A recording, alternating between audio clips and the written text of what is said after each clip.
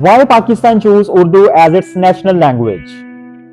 Number one, because of its long history in the subcontinent, widely used in the Mughal period, dating as far back as the Sultans of Delhi, used by the Mughal armies and became widely spoken and understood all over the subcontinent. Thus, it was the natural that such a well established natural language be chosen.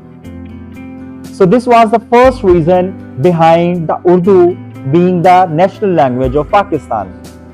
Secondly, it had a high status in the subcontinent.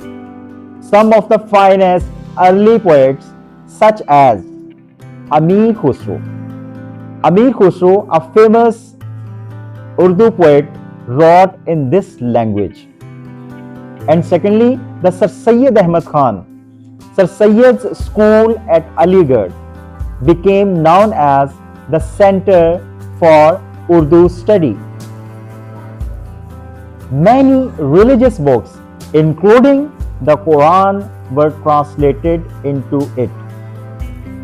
Thus, it was rather important due to its rich literary tradition.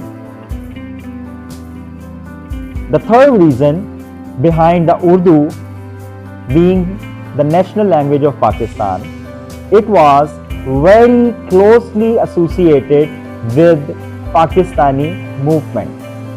How?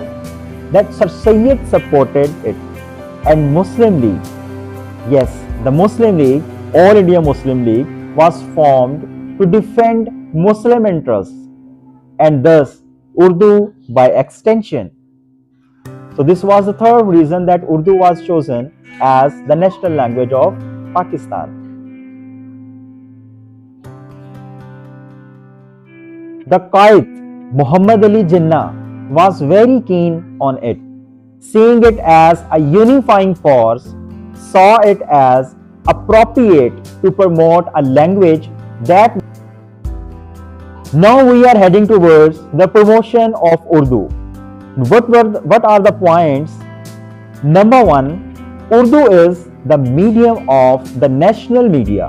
Since media is well known to everyone and everyone watches television, listens to the radio with interest for interest, entertainment, the language is promoted as more people are exposed to it. So this is the first point for its promotion. Second point is, Urdu is the medium of instruction in many schools, develops interest in students towards their national language as a lot of subjects are taught in Urdu. They frequently read, write, communicate in Urdu language. The next point for the promotion of Urdu is taught up to MA, MPhil and PhD in different institutions such as the Urdu University. Thus, scholars research the language and explore the different aspects of its poetry and prose, modernizing it. And the next point for promotion is, it is the compulsory subject to pass grade 10 and 12 in educational institutions. Therefore, the language is promoted as students get familiar with its literature and grammar. The next point for its promotion is, it is the official language of courts along with the English. Thus promoted as it is frequent judicial proceedings.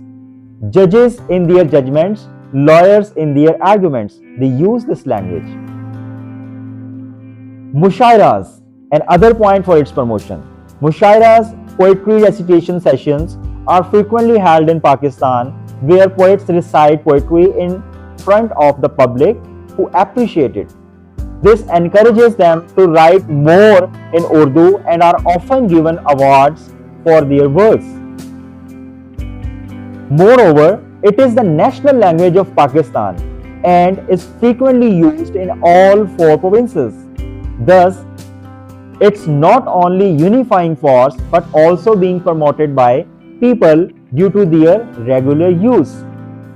Along with the promotions, there are some points which show the failure in this process, known as the failure of Urdu. Number one, East Pakistan means Bangladesh strongly opposed the selection of Urdu as the national language after independence. As their language, Bengali was spoken by 54% of the total population, leaving Urdu as a minority. This offended them to a great extent and eventually led to the creation of Bangladesh. Urdu ended up disintegration rather than unifying Pakistan.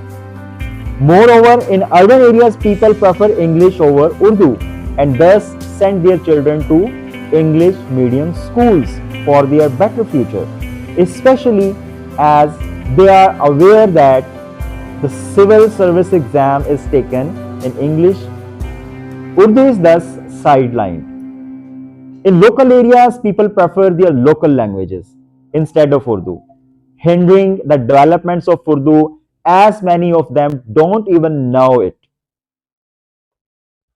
So these are some of the failures faced by the Urdu in recent past and current. Thank you for